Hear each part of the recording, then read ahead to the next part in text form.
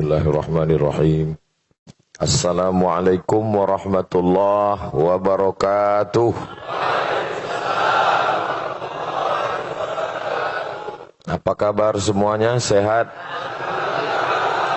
Alhamdulillah. Allahumma salli ala Sayyidina Muhammad ibni Abdillah wa ala alihi wa sahbihi wa man da'a bida'watihi wa istanna bisunnatihi ila yaumi liqa'i rabbih wa ba'du. Subuh yang penuh berkah ini kita ngaji. Saya diminta untuk menjelaskan tentang Yahudi, Bani Israel, dan Palestina. Referensi yang dipakai waktu saya kuliah dulu di Fakultas Usuluddin, Universitas Al-Azhar Mesir, ada satu mata kuliah, judul mata kuliahnya Tayyarat Fikriyah Mu'asirah, aliran pemikiran kontemporer. Jadi setiap tahun itu berganti. Kadang tahun ini dibahas tentang Ahmadiyah. Tahun ini kadang dibahas tentang, kebetulan pas tahun saya yang dibahas adalah tentang Zionis. Nama dosennya Profesor Dr. Syekh Fargullah. Lalu kemudian setelah pulang ke Indonesia, saya ada menerjemah satu buku, judulnya Tarikh Al-Yahud, Sejarah Agama Yahudi. Bisa dicari di internet, di Google, Sejarah Agama Yahudi UAS. Nanti kelihatan sampulnya, ditulis oleh Dr. Muhammad Khalifah. Di samping bacaan-bacaan yang lain. Itulah referensi saya yang saya baca pada subuh ini. Mudah-mudahan bermanfaat buat kita dan jadi amal jariah buat penulisnya insyaAllah. Amin ya rabbal alamin. Nabi Muhammad sallallahu alaihi wasallam, anak Abdullah, anak Abdul Muttalib, anak Hashim, anak Abdi Manab, anak Qusay. Yang disebutkan Nabi sampai kepada datuknya yang paling atas, Adnan. Dari Adnan ini disebutkan lagi ahli sirah dan tarikh sampai kepada Sayyidina Ismail, anak kandung Nabi Ibrahim alaihissalam, dari ibu bernama Hajar. Ternyata Nabi Ibrahim ini punya istri satu lagi namanya Sarah. Sarah ini punya anak namanya Ishak. Itulah mengapa tadi waktu kita sholat subuh, yang kita baca itu dua nabi. Sallaita ala Ibrahim, Allahumma salli ala Sayyidina Muhammad wa ala ali Sayyidina Muhammad kama sallaita ala Ibrahim wa ala ali Ibrahim. Allahumma barik ala Sayyidina Muhammad wa ala ali Sayyidina Muhammad kama barakta ala Sayyidina Ibrahim wa ala ali Sayyidina Ibrahim. Karena tiga nabi-nabi ini, Nabi Muhammad, Nabi Musa, Nabi Isa, nanti bertemu pada titik yang terdekat adalah Nabi Ibrahim alaihissalam. Nabi Ibrahim punya dua cabang. Cabang pertama Ismail turun ke bawah, itulah dia Muhammad sallallahu alaihi wasallam. Yang jalur Nabi Ishak, Ishak punya anak namanya Yakub. Yakub ini punya dua nama. Nama yang pertama Nabi Yakub, nama lainnya adalah Israel. Jadi anak cucu Nabi Yakub disebut dengan Bani Israel. Saya Abdul Somad, anak cucu saya itu disebut dengan Bani Abdul Somad, akulah Bani Israel. Nyari gara-gara namanya ini. Bani artinya anak-anak. Ya Bani, wahai anak-anak. Ya Bani Adam. Berarti anak cucu Adam. Ini anak cucu Adam semua kan? Kalau ada yang tak mengaku berarti anak cucu monyet. Kata Charles Darwin, bukan kata saya.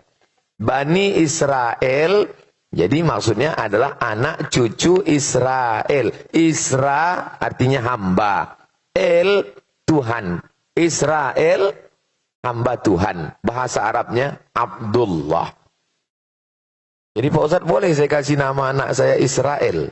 Boleh. Riwayat hadis ada namanya Israel. Ulama, tapi sekarang jangan. Sedang genting ini. Takutnya tak semua orang ngaji, tak semua orang tahu. Nah, ini tentang Israel. Nama lain dari Nabi Yakub. Nabi Yakub punya anak yang paling ganteng, namanya Nabi Nabi Yusuf. Nabi Yusuf ini punya saudara-saudara. Salah satu nama saudara Nabi Yusuf ini namanya Imran. Imran ini punya anak, cucu, cicit ke bawah. Ada dua yang jadi nabi. Satu namanya Nabi Musa, satu namanya Nabi Harun. Nabi Harun ini punya cucu ke bawah. Dua jadi nabi. Ilyas, Ilyasa. Kalau saya tanya, tak usah stres, tak usah cemas. Karena pertanyaan, nanti saya tanya, itu saya jawab sendiri. Diam aja lah, ngangguk-ngangguk aja. Nabi Ibrahim punya anak Nabi Ishak. Nabi Ishak punya anak Nabi Yakub. Nabi Yakub itu namanya dua. Satu Yakub, satu lagi Israel. Bani Israel berarti anak cucu Nabi Yakub. Nabi Yakub ini punya anak Nabi Yusuf. Nabi Yusuf ini punya saudara-saudara. Salah satu saudara Nabi Yusuf ini namanya Imran. Imran ini punya anak cucu. Itulah dia Nabi Musa dan Nabi Harun. Nabi Harun ini punya keturunan. Itulah dia Ilyas dan Ilyasa. Nabi Yusuf ini punya saudara. Salah satu saudara Nabi Yusuf itu namanya Bunyamin. Bunyamin ini, itu makanya mereka pakai nama ini Bunyamin. Bunyamin Netanyahu. Bunyamin itu punya anak cucu, ada juga yang jadi nabi, namanya Nabi Yunus. Lalu kemudian saudara Nabi Yusuf ini salah satunya namanya Yahuda atau disebut juga Yahuza. Cucu cicit dari Yahuza ini itu disebut dengan Yahudi. Di antara keturunannya Yahuza ini adalah Daud. Daud punya anak namanya Sulaiman. Jadi di antara cucu cicit ini yang paling besar jadi raja namanya Daud. Dalam referensi barat disebut dengan King David. King David artinya Nabi Daud. Punya anak, itulah dia King Solomon. Itulah dia Nabi Sulaiman. Bahkan ada penulis Indonesia katanya kerajaan Nabi Sulaiman ini sampai ke Yogyakarta. Itulah Sleman. Cucu cicit keturunan Nabi Sulaiman ini turun ke bawah. Itulah dia Zakaria. Zakaria punya anak namanya Yahya. Zakaria ini punya istri. Istrinya ini punya saudara perempuan namanya Hannah. Hannah ini punya suami namanya Imran. Imran ini istrinya Hannah, suaminya Imran, punya anak perempuan namanya Maryam. Maryam punya anak laki-laki namanya Isa. Maka disebut surat itu dengan surat Ali Imran. Imran punya istri Hannah, punya anak Maryam. Maryam punya anak Isa. Makanya nabi-nabi. Dari jalur Ishak ini, nabi. Dari jalur ini, yang Nabi cuma satu, Muhammad sallallahu alaihi wasallam. Jadi kalau ada orang, semoga Allah melaknat Bani Israel. Habislah nabi-nabi itu kena laknat. Makanya hati-hati. Semoga Allah melaknat Israel. Israel mana yang kau maksud bro? Kalau Israel Yakub, bengkak uncung kau nanti. Maksudnya Allah melaknat negara Israel yang sekarang sedang menjajah Palestina. Ini perlu dijelaskan. Dan ini tak bisa dijelaskan dalam takbir akbar. Ini dijelaskan dalam ngaji subuh. Nah, memang kalau untuk tablik akbar di stadion Tanah Lapang. Tapi kalau untuk ngaji subuh, itu hanya bisa di Masjid Bukit Indah Sukajadi. Jangan kemana-mana, kita teruskan yang setelah satu ini. Dah jelas tentang Bani Israel. Udah jelas? Dah, kalau tak jelas nanti diulang lagi. Saya ini Pak Ustadz sebut nabi-nabi ini berkunang-kunang kepala saya Pak Ustadz. Memang kalau belum sarapan gitu memang.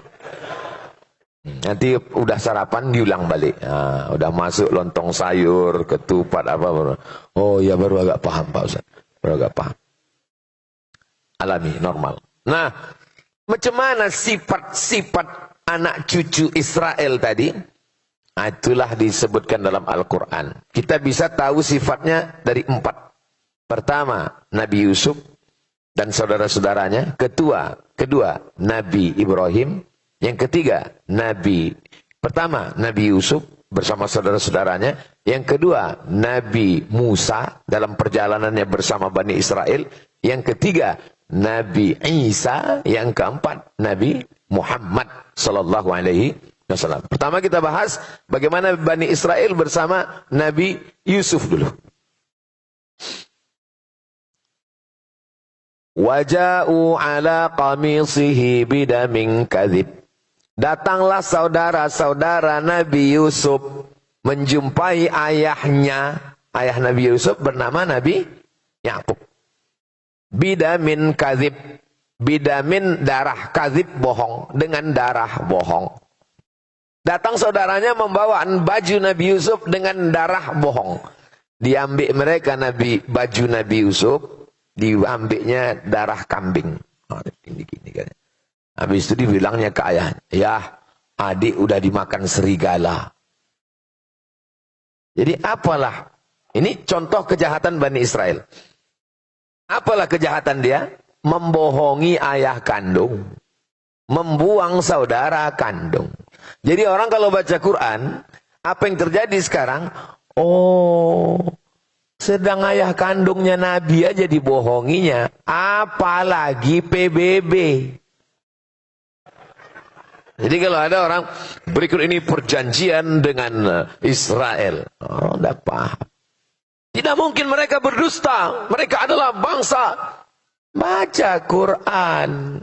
Ayah kandungnya aja Nabi Yakub dibohonginya. Apalagi lah perjanjian. Bodoh. Ini orang kalau baca Quran paham dia. Kenapa dibuangnya Nabi Yusuf ini ke dalam sumur? Gara-gara nih Nabi Yusuf cerita ke ayahnya. Inni ara fil manam. Inni ra'aitu ahada asyara kaukaba. Inni ra'aitu ahada asyara. Aku melihat 11 kaukaba. Kaukaba bintang. Wasyamsa wal qamar, matahari dan bulan. 11 bintang, matahari dan bulan. Itulah yang dinyanyikan dulu dalam sebuah lagu nasyid. 11 bintang matahari bersujud padaku. Tak hafal saya syairnya, itu gitu bunyi. 11 bulan bintang dan matahari bersujud padaku. Ra'aituhum li sajidin. Kulihat mereka bersujud kepadaku. Apa kata Nabi Yakub, ayah Nabi Yusuf? La taqsus ru'yaka ala ikhwatik. Jangan kau ceritakan mimpimu ini kepada saudara-saudaramu. Fayakidu laka kaida. Nanti mereka melakukan tipu mus. Ya. Apa pelajaran dari sini? Orang Yahudi tak siap menerima mimpi. Mimpi antum aja dia tak siap menerima. Padahal baru mimpi. Maka cerita mimpi itu sampai kepada nyatanya. Mereka bawalah adiknya ini untuk lengkapnya lihat surat Yusuf. Jadi di antara rahasia kenapa kiai-kiai kalau datang ibu hamil, Pak Kiai, alhamdulillah saya hamil. Apa kata Pak Kiai? Banyak-banyak baca surat Yusuf. Supaya apa? Supaya tahu bagaimana kejahatan Yahudi. Cuman kadang ibu-ibu hamil ini salah sangka. Disangkanya biar anaknya ganteng macam Nabi Yusuf. Pas anak itu lahir komplain. Tengok hitam. Pak Kiai katanya baca surat Yusuf anak ganteng. Iki kok ireng. Pak Kiai orangnya sabar, tak mudah marah. Ditanyanya balik, bojone ndi? Iki ya bodoh. Jadi mereka dulu punya firasat yang luar biasa. Bagaimana anak-anak ini supaya imannya kuat seperti Nabi Yusuf melawan saudara sendiri. Kenapa mereka membunuh bangsa Arab? Padahal kalau dipertemukan ada pada satu nasab Nabi Ibrahim. Oh saudaranya sendiri aja. Nabi lagi dihitukannya. Apalagi lah bangsa Palestina. Jadi orang kalau membaca Quran. Oh. Itu jangan-jangan Israel itu.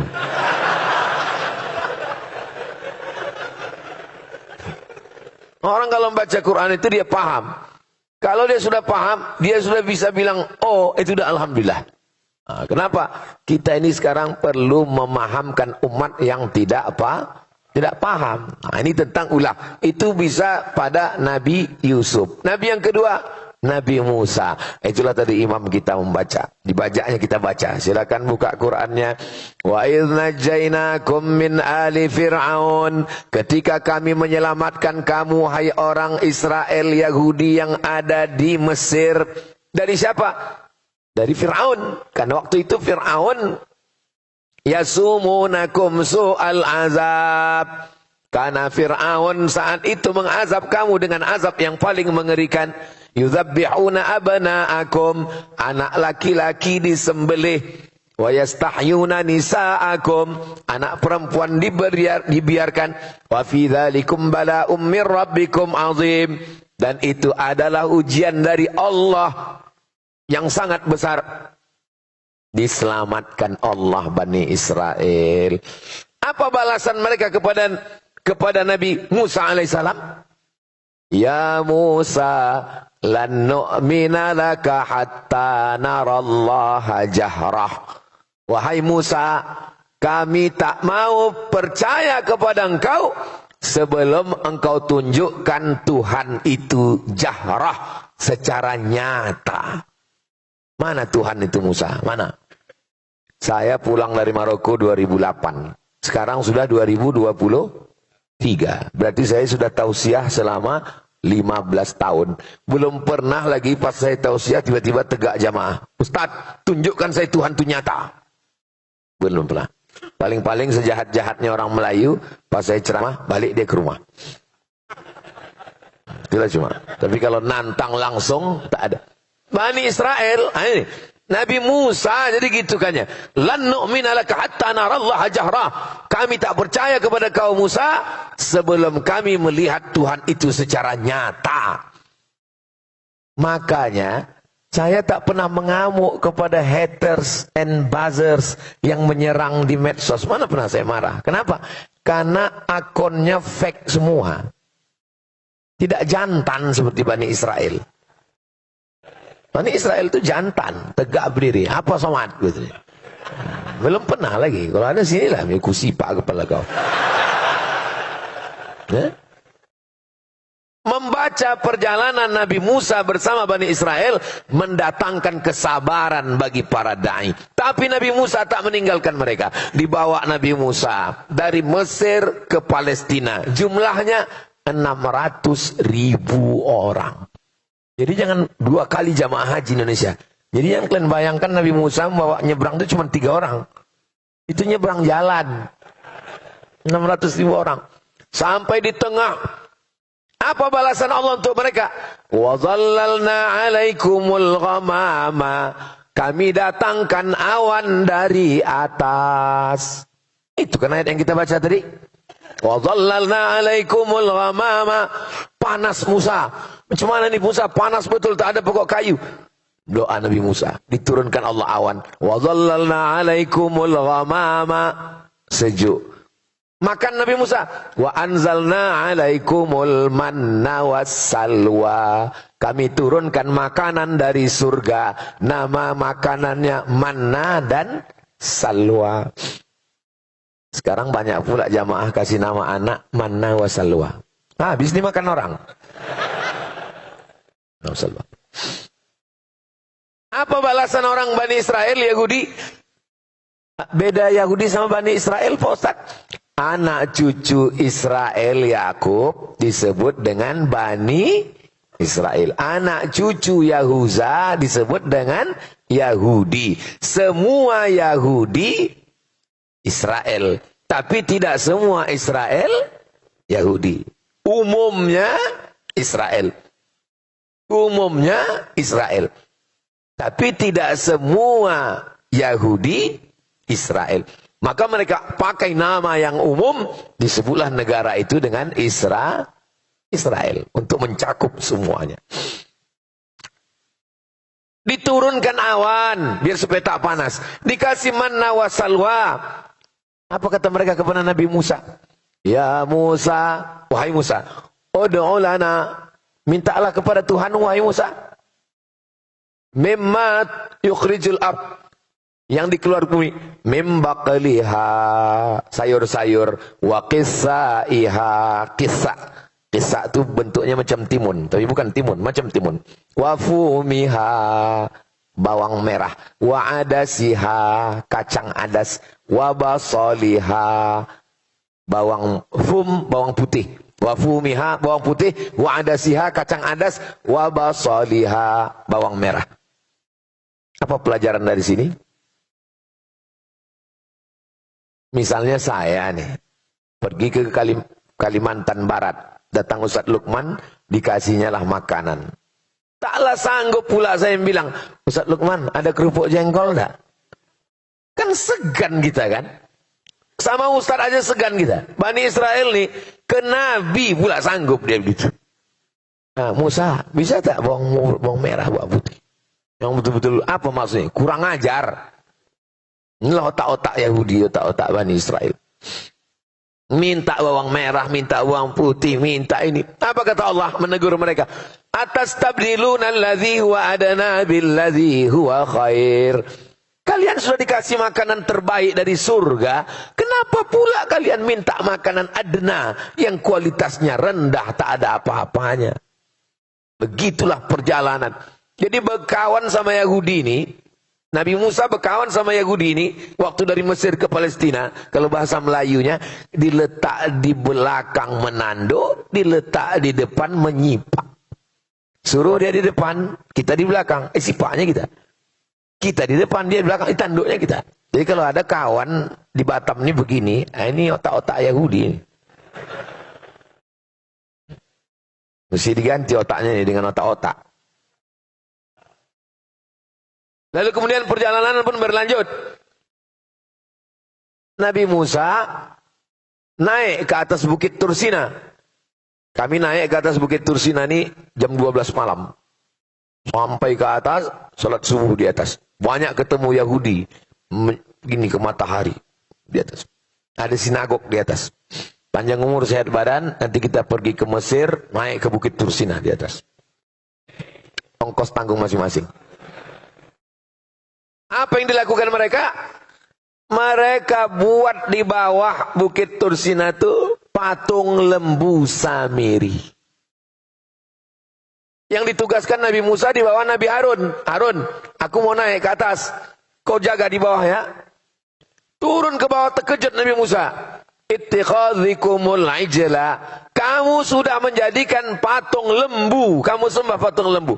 Fatubu ila bariikum, bertaubatlah kalian kepada Allah. Faqtulu anfusakum, bunuhlah diri kamu. Fataba alaikum, Allah menerima taubat kamu. Nabi Musa menarik jenggot Nabi Harun. Kenapa kau biarkan mereka menyembah patung anak lembu ini, wahai Harun?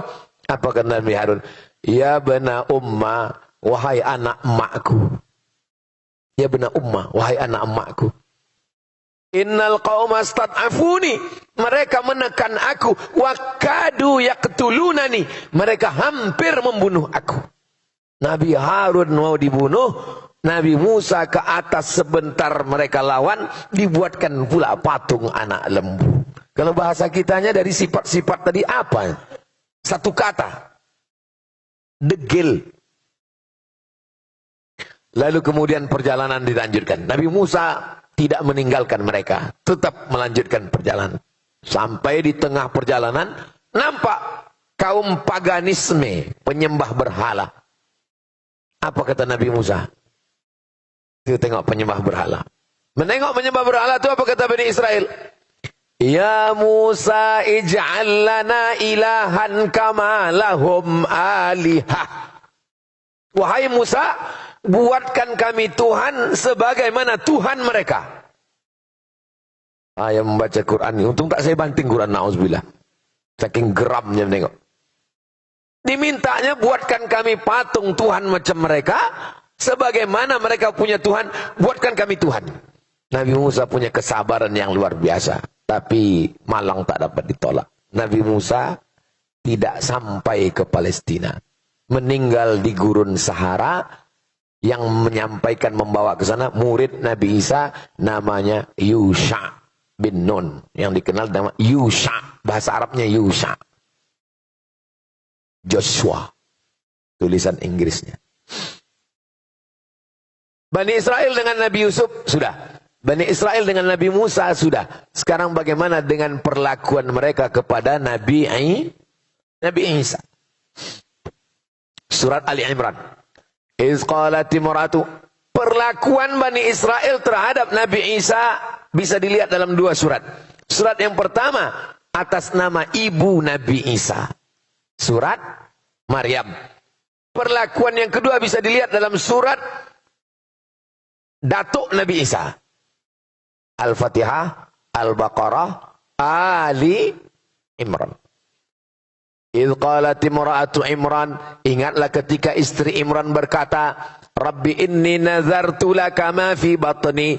Aku bernazar, anak yang ada dalam perutku ini, kalau lahir nanti, akan aku jadikan dia muharrara. Arti muharrara, penjaga Baitul Maqdis. Ya Allah, kalau lahir anakku nanti, ku jadikan dia penjaga Baitul Maqdis.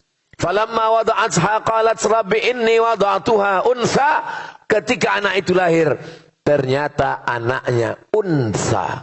Unsa, perempuan. Menjaga Baitul Maqdis mesti laki-laki, tak bisa perempuan. Wa inni sammaituha Maryam. Maka anak ini aku kasih nama Maryam. Wa inni u'idzuha bika wa dzurriyyataha minasyaitonir rajim. Jagalah anak ini dan keturunannya dari godaan syaitan.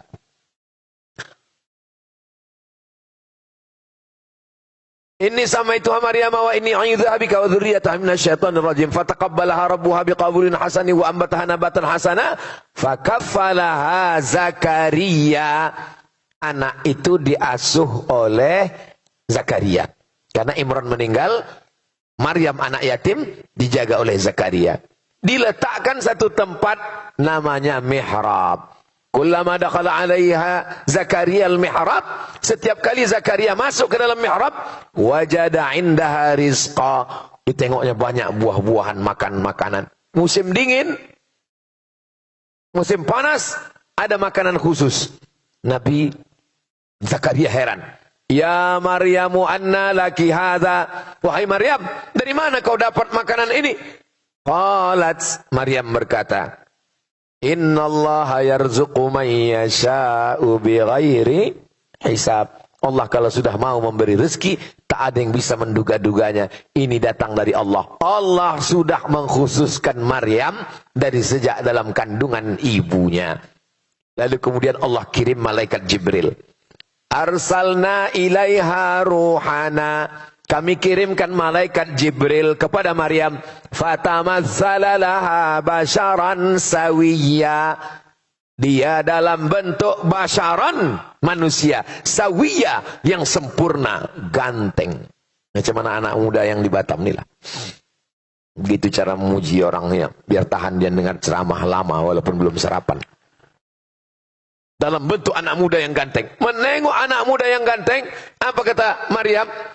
Inni a'udzu birrahmani in kunta taqiyya. Aku minta perlindungan kepada Allah. In kunta taqiyya. Kalau kau takut kepada Allah, wahai anak muda ganteng, janganlah kau dekati aku. Lalu apa kata malaikat Jibril? Inni rasulu rabbiki li'ahaba laki ghulaman zakiyya. Aku diutus Allah untuk mengirimkan kepada engkau seorang anak laki-laki zakiyya, anak laki-laki yang suci. Nama anak bapak siapa? Zaki. Masya Allah. Kenapa malas mandi? Nama Pak Zakinya itu sih. Ghulaman zakiyya, anak yang suci bersih, Nabi Isa. Lalu kemudian dia pun hamil, mengandung anak. Ketika hamil, datanglah fitnah orang Yahudi. Apa kata orang Yahudi? Maryam sudah berzina dengan si Joseph tukang kayu. Orang Yahudi menuduh Maryam berzina, berarti Nabi Isa anak zina. Siapa yang membersihkan tuduhan itu dalam sejarah? Islam. Jadi kalau kalian sekarang membela-bela Zionis Israel, maka sesungguhnya yang membebaskan, membela Nabi Isa dari tuduhan anak zina, Maryam dibersihkan dari perlakuan zina, itu yang membersihkannya adalah Nabi Muhammad sallallahu alaihi wasallam lewat dua surat, surat Maryam dan surat Ali Imran.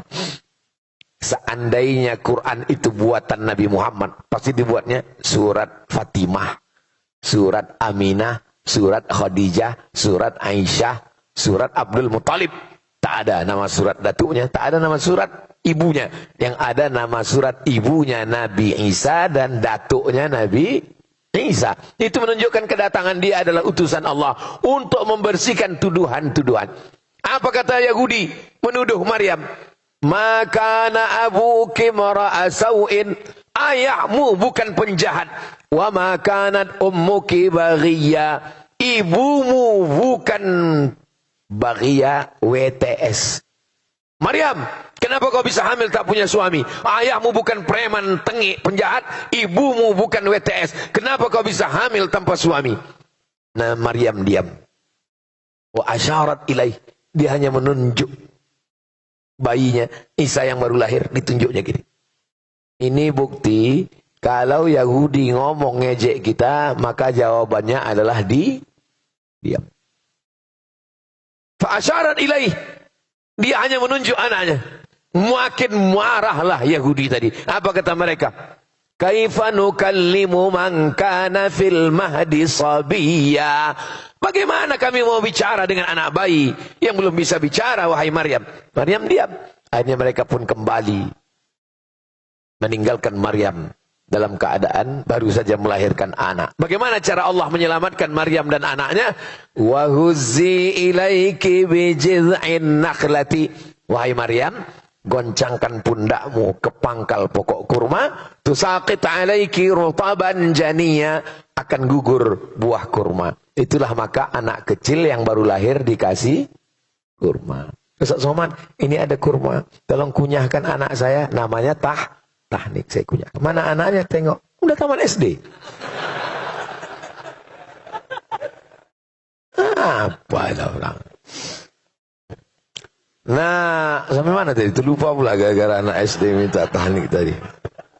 Begitulah perlakuan mereka. Nabi Isa ini berdakwah Nabi Isa, jumpalah sama Yahudi. Kata Nabi Isa, dibawa Nabi Isa ikan yang udah mati. Kata Nabi Isa, kenapa ikan ini, kata Nabi Isa, ikan asin, kenapa ikan ini busuk? Kata Yahudi, ya ikan kalau sudah naik ke atas busuk lah. Kata Nabi Isa, ikan ini bukan busuk, tapi karena garamnya sudah tak asin lagi. Karena ikan walaupun mati, kalau dikasih garam bisa busuk? Tidak. Jadi ikan asin.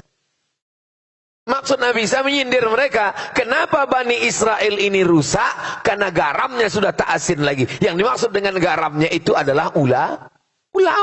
Karena ulamanya tak baik, maka ikan busuk. Jadi kalau nampak umat ini mulai mengalami pembusukan, seperti ucapan Nabi Isa, karena garamnya sudah tak asin lagi. Mudah-mudahan garam kita tetap asin insyaallah. Pakailah garam beriodium.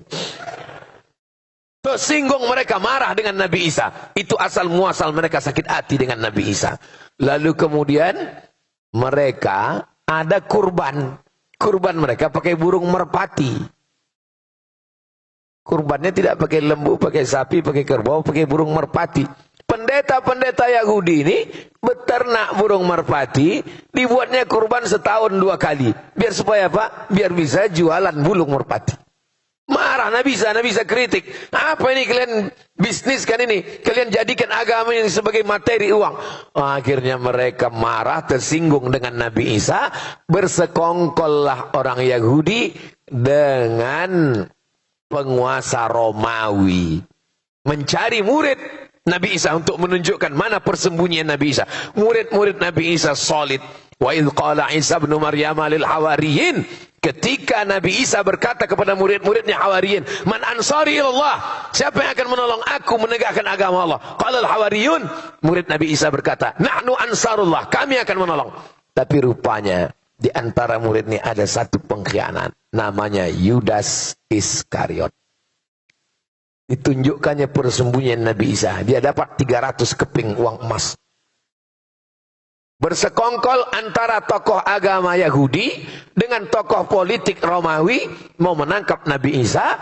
Pengkhianat 3. Pengkhianat politik Romawi, tokoh agama Yahudi berkoalisi 3 untuk menangkap Nabi Isa alaihissalam. Turun mukjizat. Wama qataluhu, mereka tak berhasil membunuh Nabi Isa. Wama salabuhu, mereka tak berhasil menyalib Nabi Isa. Walakin syubbihalahum, ada satu orang laki-laki yang diserupakan wajahnya. Itulah dia murid pengkhianat, namanya Yudas Iskariot. Makanya jangan jadi pengkhianat, nanti kau kena salib. Lalu di mana Nabi Isa? Barrafa'ahullah, dia diangkat oleh Allah Subhanahu wa taala.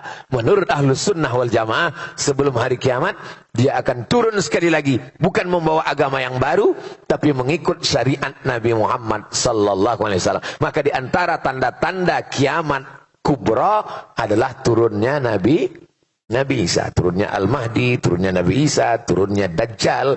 Maka itu semua adalah di antara tanda kiamat kubra.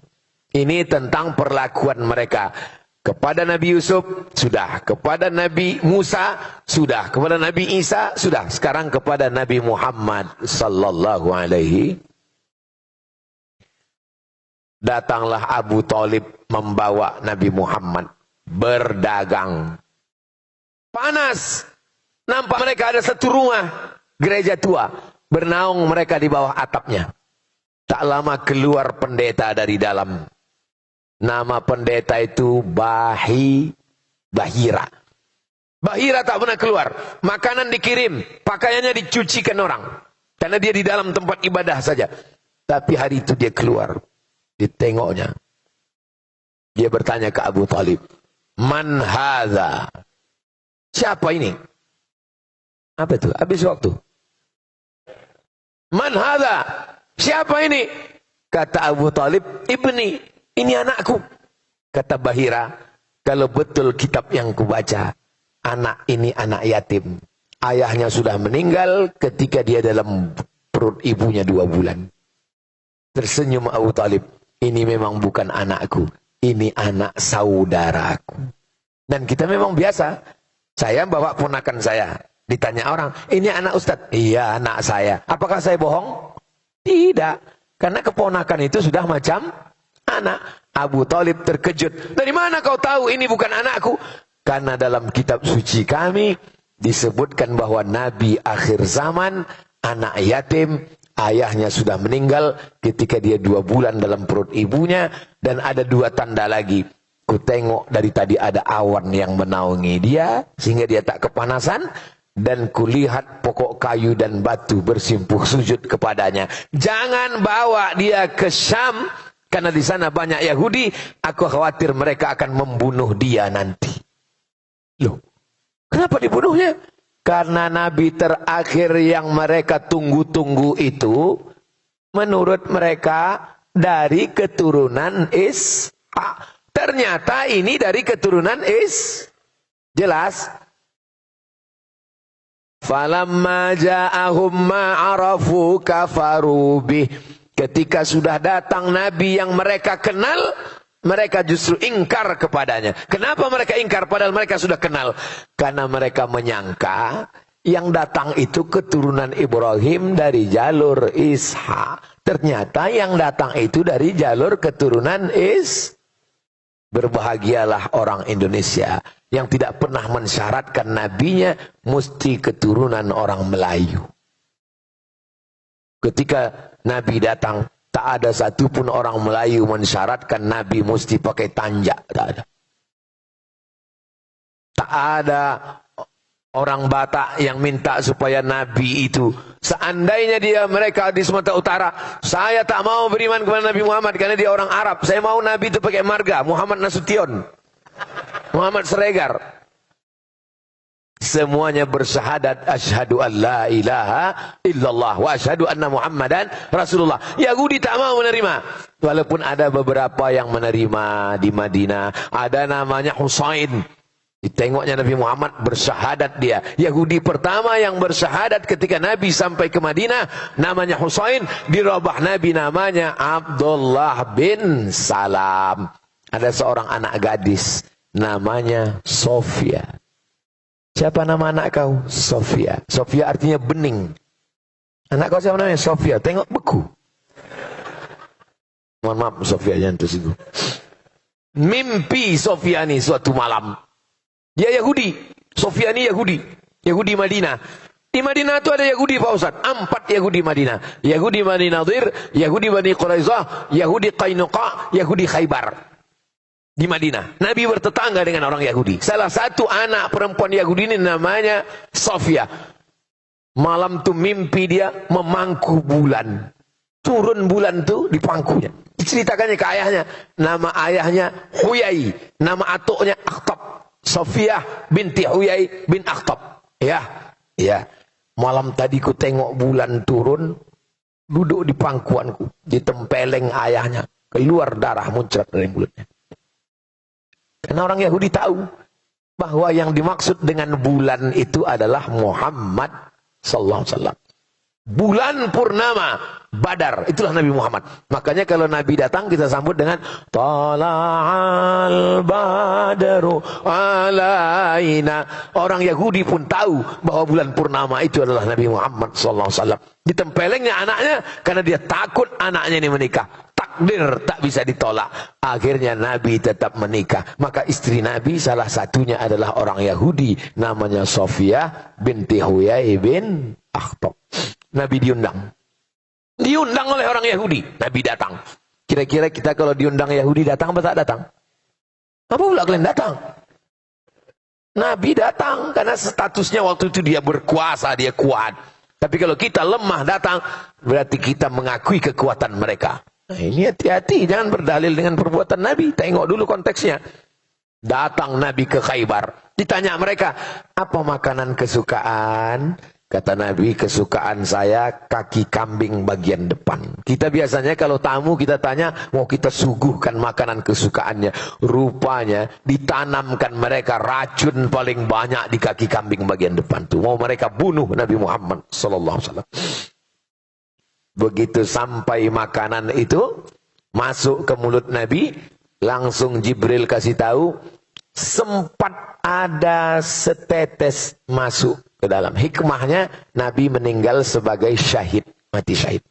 Tapi sisanya dimuntahkan Nabi. Sahabat Nabi sebelah yang makan tak sempat kasih tahu, makan masuk ke dalam, meninggal rentan. Ditangkap perempuan yang Yahudi yang membagi racun itu. Kenapa kau racun Muhammad? Apa jawab dia? Aku mau ngetes, dia Nabi asli apa Nabi palsu? Memanglah otak-otak Yahudi. Nabi memaafkan. Tapi saudara keluarga yang terbunuh tadi tidak memaafkan. Maka berlaku hukum qisas dalam Islam. Yahudi pengkhianat. Mereka mengkhianati perjanjian. Berkoalisi dengan orang kafir Makkah untuk memerangi Nabi. 3 yang berkoalisi. Pertama, orang munafik. Yang kedua, orang Yahudi. Yang ketiga, orang musyrik Makkah. Padahal sudah ada perjanjian piagam Madinah. Supaya kita sama-sama jaga Madinah ya. Ya, berkoalisi dengan orang Makkah menyerang Nabi. Perang koalisi itu disebut dengan perang Ahzab. Perang Ahzab. Strateginya gali parit. Yang punya strategi namanya Salman Al-Farisi. Kata Salman, kita gali parit. Maka perang itu disebut dengan perang parit. Perang Khandak. Supaya kuda tak bisa melompati parit. Disebut dengan perang Ahzab.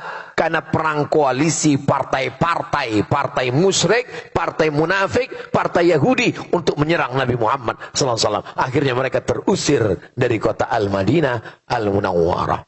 Makanya ketika presiden pertama Israel berdiri, apa kata dia? Ditariknya nafasnya. aku mencium bau kakekku di Madinah.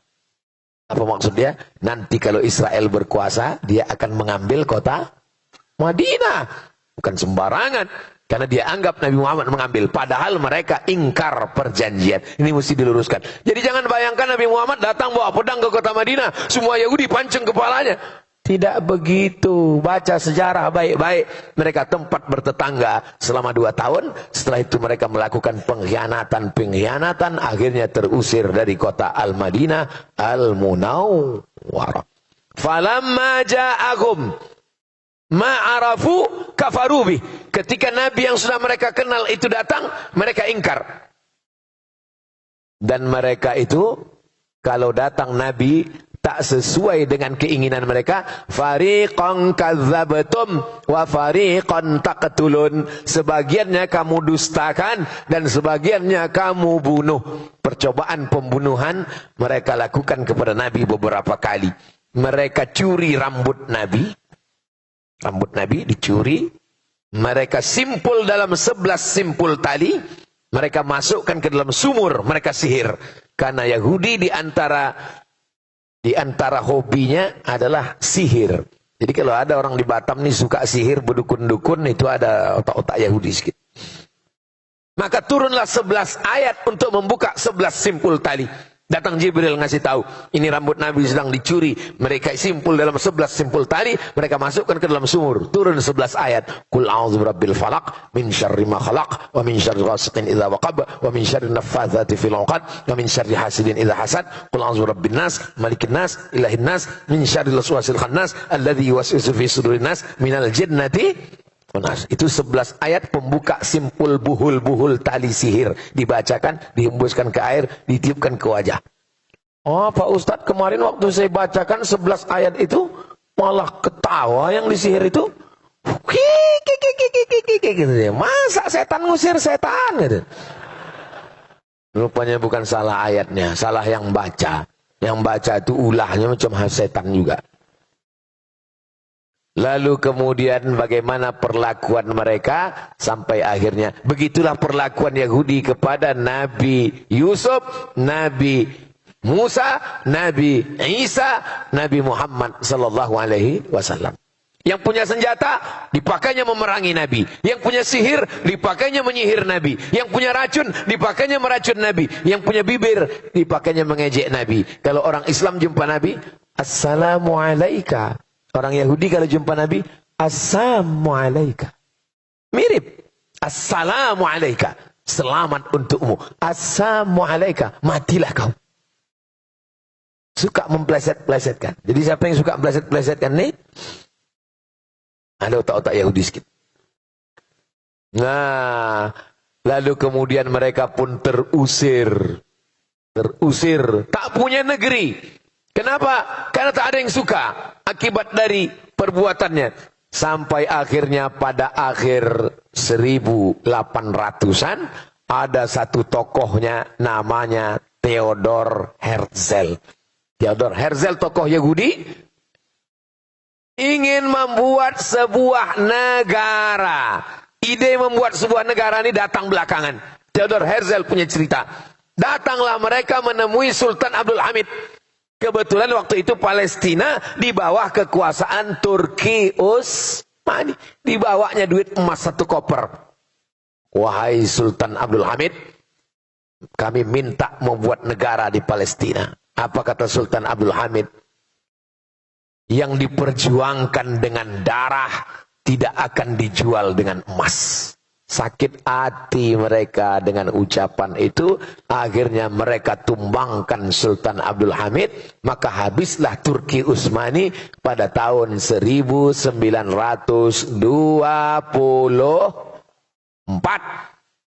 Tak ada lagi penjaga Turki 1924. Itulah maka mereka bisa masuk ke Palestina tahun 1946. Kenapa bisa masuk? Karena lemahnya kekuasaan umat Islam. Siapa yang mengasihi mereka masuk ke dalam?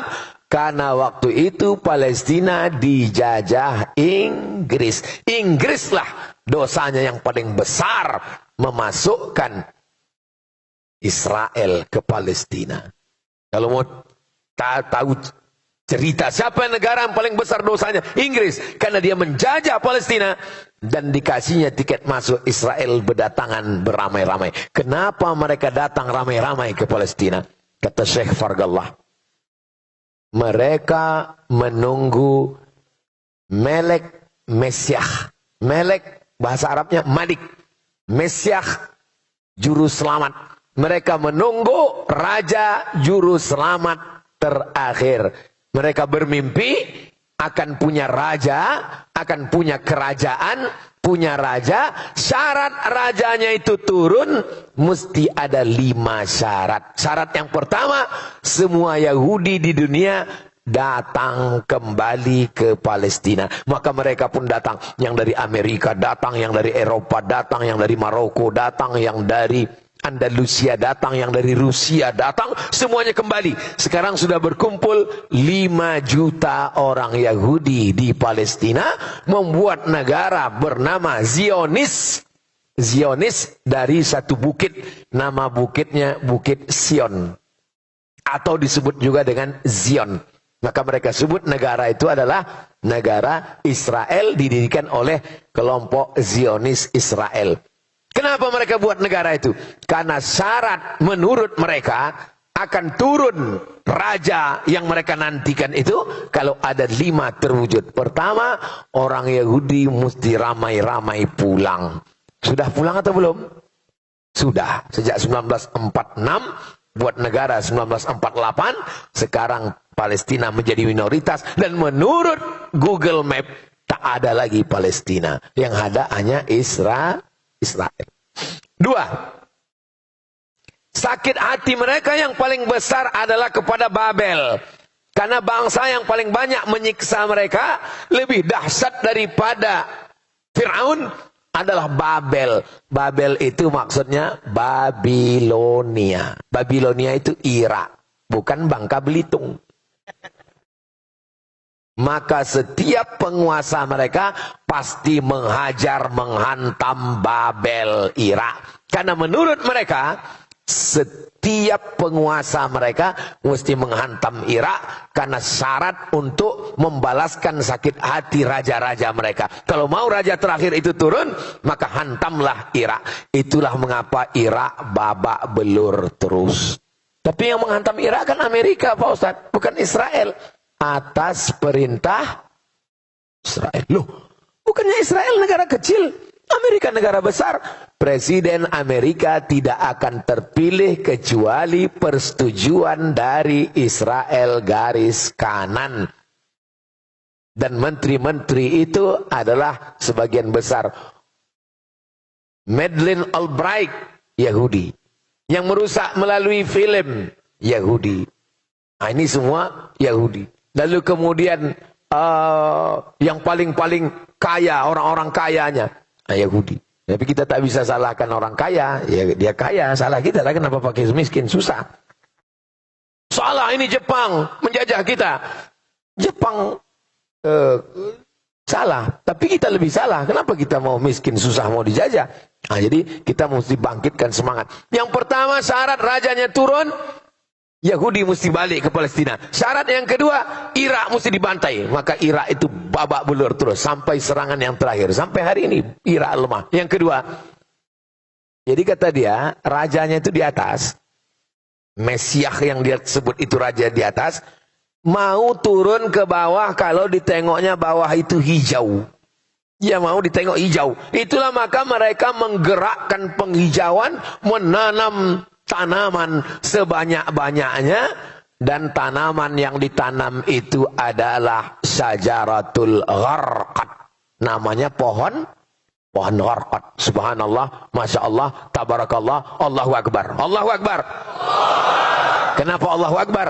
Karena dalam hadis Nabi dikatakan, nanti ketika kamu berperang dengan Yahudi, sampai batu-batu berkata, ya Muslim, hadza Yahudi khalfi. Wahai Muslim, ini di belakangku ada orang Yahudi. Faktulhu, bunuh dia. Satu-satunya yang membela Yahudi, kata Nabi, cuma satu. Apa itu? Pohon gharqad. Dan pohon gharqad itu sedang mereka tanam sekarang. Saya waktu sampai di perbatasan, ini Mesir, ini Rafah. Rafah ini satu kota dibagi dua. Setengah untuk Mesir, setengah diambil Israel, Palestina. Ditunjukkan sama guide. Ustadz Somad, itu adalah pohon workot yang hijau. Mereka tanam. Untuk apa? Supaya mereka bisa terselamatkan. Syaratnya mesti hijau. Barulah raja yang mereka nanti itu akan datang turun. Mereka melakukan protokoler yang dibuat oleh Zionis sesuai dengan yang mereka baca dalam kitab mereka. Mereka percaya, mereka mengamalkannya, mereka menerapkannya karena mereka mau membuat yang namanya The Great Israel Raya. 4. Apa lagi mesti mereka lakukan? Mereka mesti membersihkan tempat itu dari orang yang bukan Yahudi. Makanya yang boleh datang menjadi warga negara Yahudi itu mesti emaknya, ayahnya Yahudi. Itu yang original Yahudi. Andai ayahnya tidak Yahudi, paling tidak emaknya Yahudi. Karena mereka melihat nasab dari jalur emak. Ayahnya boleh tak Yahudi. Makanya dulu ketika datang Yahudi yang mengaku Yahudi dari Afrika tak diakui karena tengok hitam. Jadi yang sekarang jadi simpatisan Yahudi dari Asia, kalian jangan pernah mimpi jadi warga negara Yahudi kalau kalian pesek, Yahudi bongak, Yahudi bodoh. Tak akan diakui kalian. Karena mereka hanya mengakui Yahudi kalau darahnya darah Yahudi. Andai bapaknya tak Yahudi, emaknya mesti Yahudi. Andai emaknya Yahudi, baru diakui. Emaknya tak Yahudi, tidak diakui. Karena syaratnya mesti berdarah Yahudi. Beda sama Islam. Islam tak ada tengok darah. Islam siapapun dia, mau Melayu, mau Batak, mau Minang, mau Jawa, mau Eropa, mau Sunda, mau Bugis, mau Makassar, mau Banjar, selama dia bersyahadat asyhadu an la ilaha wa asyhadu anna Muhammadan Rasulullah. Jadi yang ikut-ikut agama Yahudi, yang tidak Yahudi, sadarlah kalian. Udah pesek, hitam, pendek, hidup, ikut Yahudi pula. Yang kelima, apa syaratnya baru turun? Ini syarat yang terbesar. Mesti dibangun Temple of Solomon. Apa Temple of Solomon ini Pak Ustadz? Ini Masjidil Aqsa. Kata mereka di bawah Masjidil Aqsa ini ada kuil King Solomon. Maka Masjidil Aqsa ini mesti diratakan dengan tanah, dinaikkan kuil ini, dibangun ke atas untuk menyambut kedatangan. Gambarnya sudah mereka siapkan. Tulis aja di Google itu Temple of King Solomon. King Solomon Temple. Tak pula keluar. Habis paket, diambil Yahudi.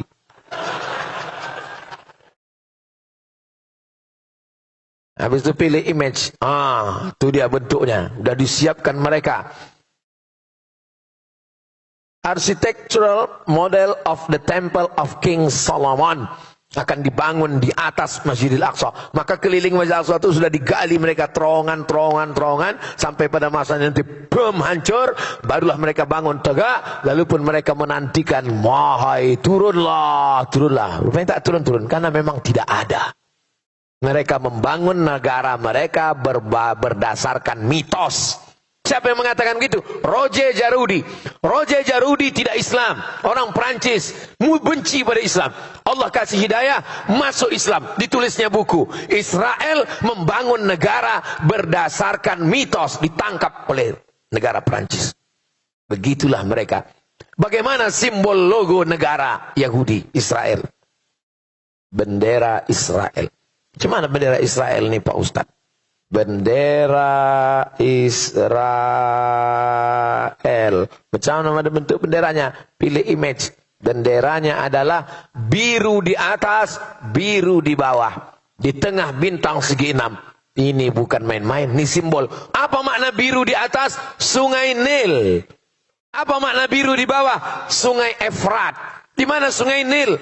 Afrika Utara, Irak. Di mana Sungai Efrat? Irak. Asia. Mereka mau membuat negara besar yang perbatasannya antara dua sungai. Antara Sungai Nil dengan Sungai Efrat. Lalu apa makna bintang segi 6? Bintang segi 6 ini simbol kerajaan King David menurut versi mereka. Nah, jadi jangan latah nanti di mobil buat bintang segi 6. Tato buat bintang segi 6. Pas taubat tik tik tik tik ngilang. Saudara yang dimuliakan Allah Subhanahu wa taala, mereka punya cita-cita, mereka punya misi dalam hidup. Ini belum apa-apa sampai nanti puncaknya. Kapan kita baru bisa membela, memerdekakan Palestina? Tengok dalam hadis, ketika batu berkata, "Ya Muslim, hadza Yahudi khalfi." Wahai Muslim, ini di belakangku ada Yahudi. Selama kita masih mengatakan ya Palestina, ya Indonesia, ya Amerika, ketika nanti kita sudah mampu berkata ana Muslim, waktu itulah baru kita bisa membela, memerdekakan Palestina. Jangan karena kajian subuh ini lalu semuanya selesai ini mendaftar ke panitia mau ke Palestina. Andai kalian pergi ke Palestina, kalian mau buat apa? 2 hari setelah itu keluar berita 50 relawan dari Batam kehilangan tenaga karena tak makan lontong sayur. Jadi maksud kita bahas subuh ini, yang kalian belajar fakultas kedokteran, belajar kumpulkan duit banyak-banyak, kirimkan duit untuk apa? Untuk membeli selimut, karena tak lama lagi Palestina akan masuk musim dingin. Mau gigil turun salju, selimut kita kirimkan ke lembaga terpercaya, di antaranya dompet duafa, supaya jangan sampai masjid jangan sembarang kirim nanti masuk dalam daftar teroris internasional, ditangkap, pas ditangkap ditanya, dari mana ini? Dari Batam. Siapa yang mengumpul? Ustadz Somad. Aku pun ikut juga. Nah ini kita bantu Palestina. Selemah-lemah bantuan adalah doa. Belum pernah Abdul Somad kosong khutbah Jumatnya sekalipun dari doa untuk Palestina. Setiap saya khutbah saya berdoa, Allahumma, walaupun tidak ada serangan, walaupun keadaan damai, walaupun apapun, tetap saya doakan, Allahumma ansuril Islam wal muslimin fi Palestin. Cuman kadang jamaahnya pula tertidur. Kita berapi-api di atas, dia di bawah. Palestina adalah bagian dari kita. Tidak perlu menjadi Muslim untuk peduli Palestina. Kau tak usah jadi Islam. Kau tak usah jadi orang Islam untuk peduli Palestina. Cukup jadi manusia. Cukup jadi manusia aja udah cukup membela Palestina. Karena masalah Palestina adalah masalah kemanusiaan. Gereja dia bantai, meninggal saudara-saudara kita Kristen Ortodok yang ada di Palestina. Maka ini semua adalah tanggung jawab kita. Apalagi sebagai bangsa Indonesia. Karena di pembukaan Undang-Undang Dasar 1945, kemerdekaan adalah hak segala bangsa. Penjajahan di atas dunia harus dihapuskan. Karena tidak sesuai dengan pri kemanusiaan dan pri keadilan. Saya bangga karena anak-anak muda masih hafal lagi preambul pembukaan Undang-Undang Dasar 45. Ustaz Somad kok tahu? Aku tukang bacanya tiap hari Senin di sekolah. Saudaraku yang dimuliakan Allah Subhanahu wa taala, ketika Indonesia Bung Karno Hatta memproklamirkan kemerdekaan Indonesia yang bertanah air satu, tanah air Indonesia, presiden pertama yang mendukung kemerdekaan Indonesia adalah Presiden Gamal Abdul Nasir dari Mesir. Mufti pertama yang mendukung kemerdekaan Indonesia adalah Mufti Amin Al-Husaini dari Palestina. Negara pertama yang mengakui kita merdeka adalah Mesir dan Palestina. Sekarang, apa yang kita lakukan untuk Palestina? Hai para tentara yang gagah, hai para penguasa, dengan tombol nuklirmu, dengan baju besimu, kau akan diminta tanggung jawab di hadapan Allah Subhanahu wa taala. Allahu Akbar. Salahuddin Al-Ayyubi, panglima perang, dia nanti kalau berhadapan dengan Allah, hai Salahuddin, kau tentara, apa yang kau lakukan? Salahuddin gagah menjawab, aku dengan baju besiku sudah memerdekakan Palestina. Sekarang yang gagah-gagah, yang jenderal-jenderal, siap-siap kalian diminta tanggung jawab di hadapan Allah Subhanahu wa taala. Saya kalau ditanya, Abdul Somad, aku tak tentara.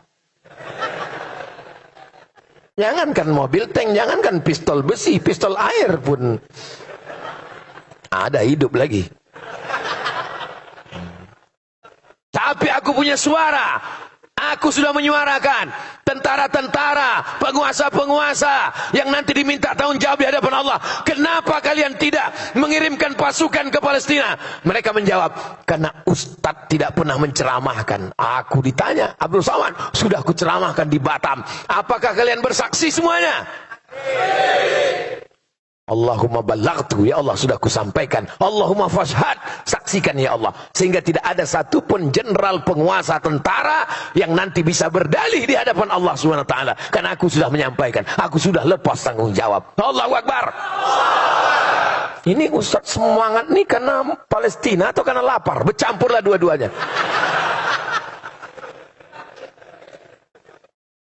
Kita sudah bahas Palestina ini dari awal sampai akhir. Pembahasan Palestina biasanya saya comot sikit-sikit dalam tablik akbar. Pembahasan Palestina yang paling lengkap dari awal sampai akhir itu hanya ada pembahasannya di Masjid Bukit Indah Sukajadi Batam. Tonton, share, subscribe, like, share, and comment. Adik-adik, potong video ini pendek-pendek. Ketika saya cerita tentang mereka akan menghancurkan Masjidil Aqsa dan mereka akan mengembalikan Temple of King Solomon. Kalian pondong petek satu menit, baru kalian tampilkan ceramahnya, baru kalian tampilkan inilah dia Temple of King Solomon. Baru kalian aku ajari pula kalian, pandai lah kalian buat video itu kan, pandai lah kalian kan, share, bagikan. Ketika saya bercerita tentang mereka berkeyakinan bahwa mereka akan berkuasa, batas negaranya adalah biru di atas, biru di bawah. Biru di atas adalah sungai Nil, biru di bawah adalah sungai Efrat. Mereka ingin mendirikan the Great Israelian. Akan potong di 1 menit, akan tampilkan bendera Israel. Inilah dia yang akan menjadi kuasa. Bisa tak bisa? Kalau tak bisa aku buat nanti. Itulah yang dapat saya sampaikan pada subuh yang penuh berkah ini. Mudah-mudahan bermanfaat untuk kita dan saudara kita semuanya, insyaAllah. Aku qauli hadza astaghfirullah li wa lakum. Di akhir majlis mari kita sama berdoa kepada Allah. Mudah-mudahan Allah senantiasa menolong kita supaya istiqamah. Berapa banyak orang mengejek, kita tak peduli, karena kita hanya takut kepada Allah. Kita akan diminta tanggung jawab di hadapan Allah. Apa kontribusi kita untuk saudara kita di Palestina? Ala hadhihi niyah wa kulli niyatin shalihah. Al-Fatihah.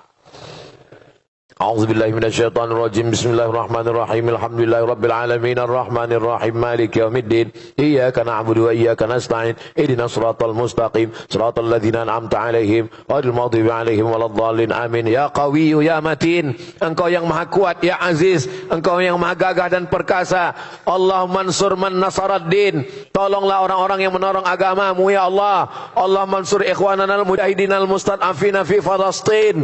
Tolong saudara kami yang sedang berjuang teraniaya di Palestina melawan Israel ya Allah. Allahumma dammir a'da'aka a'da'ad-din. Hancurkan musuh-musuh agamamu dan musuh kami semua ya Allah. Allahumma syattit syamlahum wa farriq jam'ahum. Hancurkan barisan mereka, leburkan persatuan mereka, goncangkan persatuan mereka ya Allah. Wa zalzilhum zilzalan syadida. Goncangkan mereka dengan goncangan yang begitu dahsyat sehingga hancur kekuatan mereka ya Allah. Allah mansurna 'alal qaumil kafirin. Allah mansurna 'alal qaumil munafiqin. Allah mansurna 'alal qaumil zalimin. Anta maulana fansurna 'alal qaumiz zalimin wal munafiqin wal mufsidin fi ardika ya rabbal alamin. Allahumma dafa'na al-ghala wal waba wal fahsya wal riba wal zina wal munkar wal suyuf al mukhtalifata wal syada'id wal mi'an ma dhahara minha wa ma batan min baladina hadha khassa wa min buldanil muslimina amma.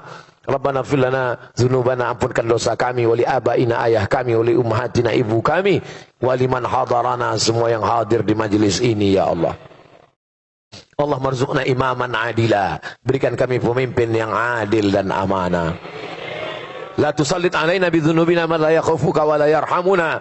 Jangan kau hukum kami karena dosa kami, lalu kau angkat orang yang tak takut padamu dan tak sayang kepada kami untuk berkuasa menguasai harta kami, tanah kami, bumi kami, ya Allah.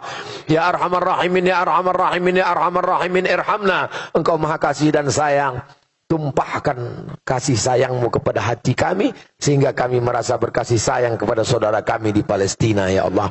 Allahumma khtim lana bihusnil khatimah, wa la takhtim alaina bisu'il khatimah. Rabbana atina fid dunya hasanah wa fil akhirati hasanah wa qina azaban nar, wa adkhilnal jannata ma'al abrar, ya aziz ya ghaffar ya rabbal alamin. Rabbana atina fid dunya hasanah wa fil akhirati hasanah wa qina azaban nar. Wa sallallahu ala sayidina Muhammad wa ala alihi wa sahbihi wasallam, walhamdulillahi rabbil alamin. Taqabbalallahu minkum minna wa minkum taqabbal ya karim.